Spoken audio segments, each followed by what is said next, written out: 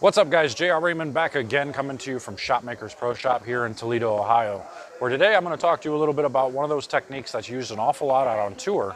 Maybe not so much on the women's tour, but on the men's tour, as you get going further left, you really have to pull out the loft game, and you've got to do it properly. You can't have certain flaws in your loft game, otherwise you're going to see some inconsistency in your ball reaction.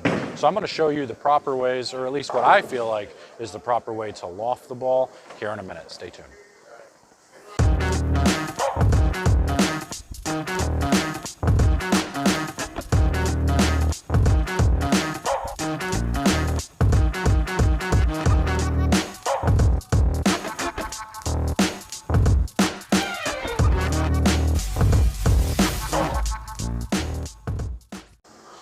All right, so that topic of the loft game, being able to actually get the ball out onto the lane further, not setting it down right away, is one of the more difficult things to do. And to do it properly, or to do it with success, is really hard. It's a skill that you can't necessarily just teach. You kind of have to just keep doing it and trying to get better and better at it. But there are some techniques to it or one main technique that I think you really have to focus on. And I think that is trying to make sure the ball doesn't go up. As you're projecting it out on the lane, you don't want it to go up, you just want it to go out.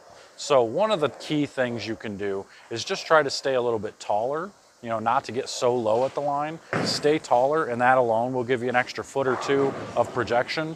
So as you start to get to the gutter cap over here, you can start to just kind of get a little bit taller with less knee bend, and it'll get it out there a little bit further. But as you start to have to hold on to the ball and get it to project out, you've got to make sure your angles are done right. They're done properly. So as you get here, you can do it with just a one step, do the same thing. And your first goal should be just to try to get it to the dots. Get it to the dots, but try to get it to where the ball never goes up and then down. You want it to just go straight out and down. So we're gonna do a one step. I'm just gonna try to get it to the dots and just get it going straight out.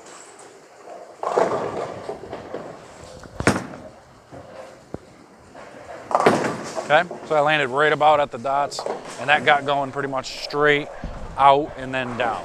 So now I'm gonna try and do a three-step, doing the same thing. Now that I'll have some momentum, I'll be able to kind of get it going a little bit further than the dots, I think. So now I'm gonna look like in between the dots and the arrows.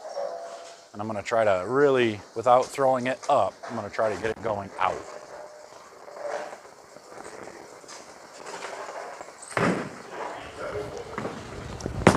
That one didn't get out there. Wasn't bad, but it didn't get out there. I'm gonna have to try that again. And again, I'm not the best at this, but there are, like I said, there are techniques that you need to try and get down.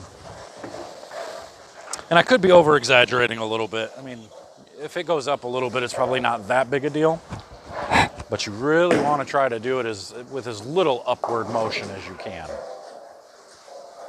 So I'm just gonna try to hold on to it just a little bit longer. And this is where squeezing kind of does come into play.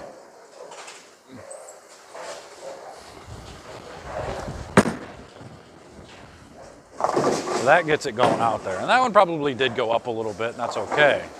But now as I get in front of the cap, this is where,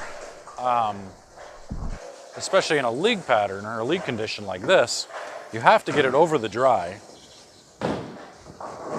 in order to really have any success, because otherwise you're going to hit that dry and it's going to hook a lot. So I have to get this going to that first splice. If you can see on the camera, about a foot in front of the arrows, there's a splice there. You're going to have to get it out to that spot in order for it to not hit the dry.